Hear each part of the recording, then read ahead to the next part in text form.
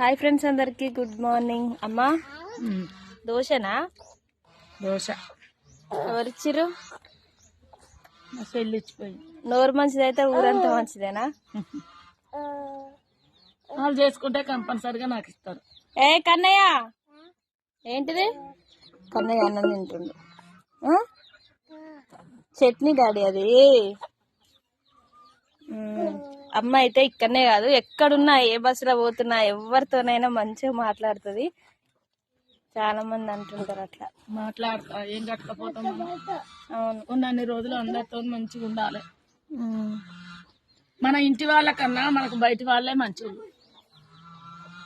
మన ఇంట్లో వాళ్ళకు మంచిగా ఉండాలి కాదు, మనం బయట వాళ్ళతోనే మంచిగా ఉండాలి. బయట వాళ్ళే మనల్ని మంచిగా చూస్తారు.